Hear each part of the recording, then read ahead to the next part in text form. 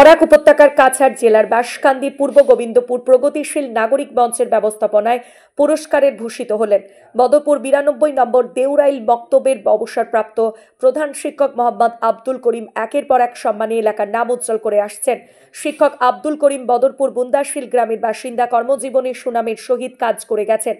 কর্মজীবন থেকে এখন অনেক পুরস্কার পেয়েছেন। প্রগতিশীল নাগরিক মঞ্চের ব্যবস্থাপনায় শিক্ষক আব্দুল করিম সহ কাছাড় জেলার শিলচর বিএড কলেজের অবসরপ্রাপ্ত অধ্যাপক সুব্রত দেবকে পুরস্কার প্রদান করা হবে। এই অনুষ্ঠানের পরিচালনা করেন সমাজসেবী শহীদ আহমদ বড়ভূইয়া। অনুষ্ঠানে আব্দুল শুক্কুর বড়ভূইয়া উপস্থিত সকলকে ধন্যবাদ জ্ঞাপন করে সুন্দর বক্তব্য রাখেন। প্রগতিশীল নাগরিক মঞ্চের সদস্য ছাড়াও এলাকার সম্মানিত গুণীজনরা উপস্থিত ছিলেন। অনুষ্ঠানে শিক্ষক আব্দুল করিম বক্তব্য রাখেন, গিয়ে উপস্থিত সবাইকে আন্তরিক শুভেচ্ছা জানিয়ে সুন্দর বক্তব্য রাখেন।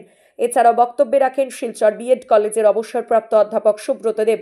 করিমগঞ্জ জেলার বদরপুর বুন্দাশীল গ্রামের প্রবীণ নাগরিক শিক্ষাবিদ মোহাম্মদ আব্দুল করিমের আগে অনেক পুরস্কার পেয়েছেন। 1994 সালে আসাম রাজ্যিক পুরস্কার, 1996 সালে রাষ্ট্রপতি পুরস্কার, 1997 সালে ডক্টর বি.আর. আম্বেদকর পুরস্কার, 2000 সালে আসাম কওমি মাদ্রাসা পুরস্কার, 2023 সালে ভগবান বুদ্ধ ফেলোশিপ জাতীয় পুরস্কার, ভারতীয় দলিত সাহিত্য একাডেমি 2024 পুরস্কার ছাড়াও বীর লাচিত বরফুকন জাতীয় স্মৃতি পুরস্কার ভূষিত হন। 13 এপ্রিল আন্তর্জাতিক পুরস্কার লাভ করেন ভারতের পার্শ্ববর্তী দেশ নেপালের রাজধানী কাঠমান্ডুতে।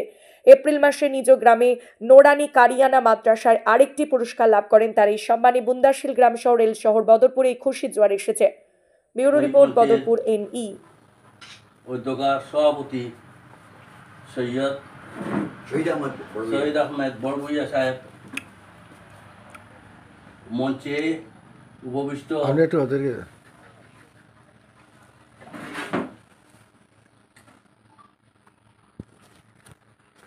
এই প্রগতিশীল নাগরিক মঞ্চের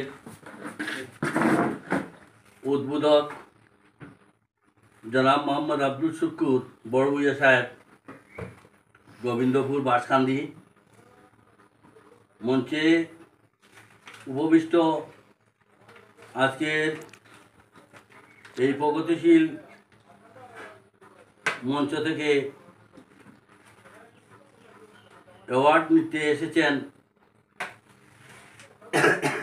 স্বনামধন্য অধ্যক্ষ সুব্রত দেব মহাশয়। মঞ্চে উপবিষ্ট জ্ঞানী গুণীজন, মঞ্চে উপবিষ্ট অত্র এই কমিটির